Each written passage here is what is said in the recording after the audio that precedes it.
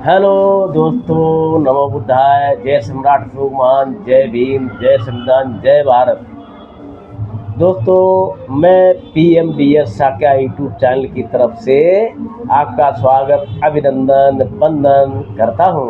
भगवान बुद्ध से प्रार्थना करता हूँ आप, आपका परिवार, आपके रिश्तेदार, आपके बच्चे, आपके जानने वाले, आपके देश, आपकी दुनिया के लोग स्वस्थ रहें, मस्त रहें और खुशहाल रहें, जिंदा दिली से आज़ाद रहें।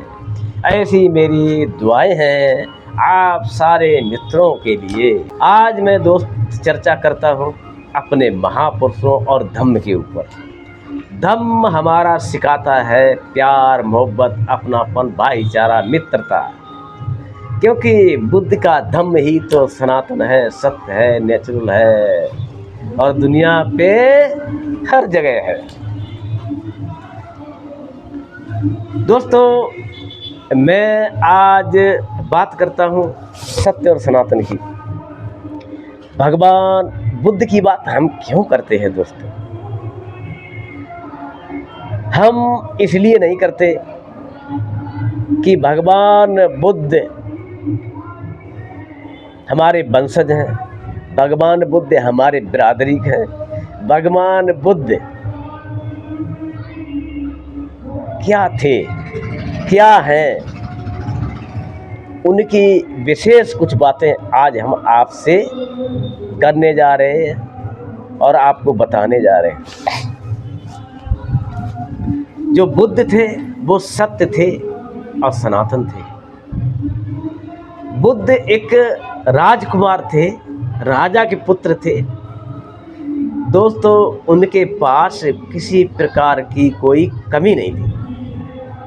अब आप समझ सकते हो, जब राजकुमार है तो उनके पास कमी क्या है दोस्तों। लेकिन उनके अंदर एक दिक्कत पनप रही थी, सच्चाई, सत्य को खोजने की। आखिर सत्य क्या है इस संसार में? ये जो लोग हैं, दुखी हैं, परेशान हैं, बीमारियां हैं, वृद्ध लोग हैं, लाचार लोग हैं, गरीबी है, क्या है ये है क्या? आखिर ये बीमारियां कहाँ से पनप रही हैं? ये लोग जो है बुजुर्ग क्यों हो रहे हैं? कमर झुका के क्यों चल रहे हैं? दर्द क्यों है लोगों के अंदर? सत्य क्या है? इस चीज को उन्होंने जाना है, समझा है। पहले तो उन्होंने, उनके अंदर कारण पैदा हुआ कि ये संसार क्या है। जब वो इस चीज को नहीं जानते थे, आनंद ले रहे थे राजमहल में रह करके, और राजकुमार थे। राजकुमार की जिंदगी तो फूलों की सैया होती है, आनंद ही आनंद है, मंगल ही मंगल है, कोई दिक्कत ही नहीं। वहाँ किसी प्रकार की कोई कमी नहीं है। राजा सिद्धोधन के पुत्र सिद्धार्थ गौतम नाम था उनका। महामाया, रानी महामाया माता जी का नाम था।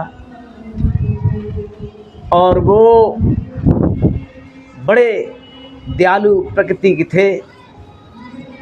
सिद्धार्थ गौतम हमेशा उनकी इच्छाएं रहती थी सीखने की, एकांत प्रिय थे, कुछ न कुछ सोचते रहते थे, कुछ नया हटके करने की उनकी इच्छा रहती थी।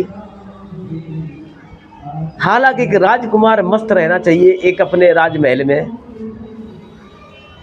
सारी खुशियों के भंडार थे, मगर वो खुशी उन्हें रास नहीं आई। फिर भी मनन करते रहते, सोचते रहते, सोचनीय दिमाग था उनका, एकांत प्रिय थे। और उनके जन्म के समय कुछ भविष्यवाणियां भी राजा सिद्धोधन को, जो कहा जाए एक परपज्ञ और बड़े अच्छे सुचारू दिमाग वाले संत या महात्मा कहा जाए या मुनि कहा जाए या जो ज्योतिष ज्ञान को रखने वाले लोग होते हैं, कुछ जानकारी कर लेते हैं, जैसे बुद्ध जानकारी कर लेते थे, ऐसे कुछ लोग परपज्ञ दिमाग वाले होते हैं। तो इस तरह के लोगों की जानकारी जो थी वो कराई गई राजा सिद्धोधन को कि पुत्र के बारे में बताया जाए, ये पुत्र आगे चल के कैसा निकलेगा। उन्होंने वो सारी चीज़ें पहले ही उनको बताई गई थी। सिद्धोधन महाराज को उनको पता था कि हमारा बालक इस तरह से है, तो या तो बहुत बड़ा राजा बनेगा चक्रवर्ती, या ये बैरागी बनेगा। तो उनके अंदर दोनों बातें थी कि ये क्या बनेगा क्या नहीं बनेगा, सोचते रहते समझते रहते थे। उनके गुण जो जा रहे थे वो संत की कैटेगरी में जा रहे थे कि एकांत प्रिय थे, वो राज्य पाठ का भोग नहीं भोग पा रहे थे, उस तरफ उनकी कोई इच्छाएं नहीं थी।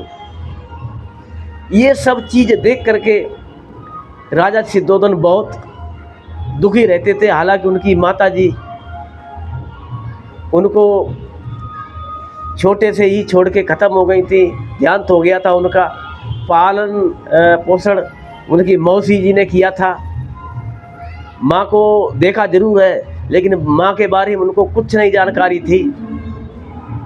तो दोस्तों, इस तरह की हमारे सिद्धार्थ गौतम एकांत प्रिय रहते थे, सत्य की तलाश में रहते थे और सत्य उनके हाथ नहीं लग पा रहा था।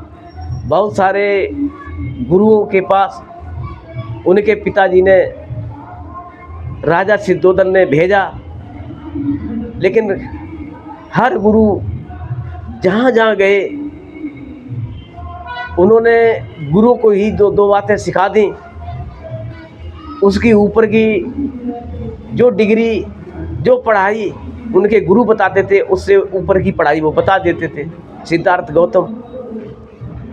तो गुरु कहीं न कहीं राजा सिद्धोधन से आके बोलते हैं कि महाराज, ये आपका पुत्र जो है बहुत ज़्यादा ज्ञानी है, इसने तो इस उम्र पे हमसे ऊपर की डिग्री को ही पा लिया है, ये हम इसको नहीं पढ़ा सकते हैं। इसको आप और कहीं जो हमसे ज़्यादा ज्ञानवान है वहाँ अपने पुत्र को पढ़ाएं तो ज़्यादा बेहतर होगा। यही सब चीज़ देख करके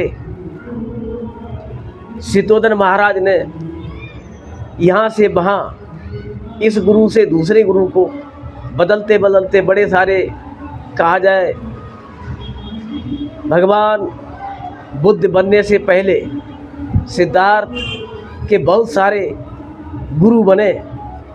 और सच बात यह है कि कोई गुरु बन नहीं पाया। गुरु की फिराक में उनके पिता राजा सिद्धोधन तो बहुत प्रयास किया, प्रयासरत रहे और उन्होंने बहुत समय लगाया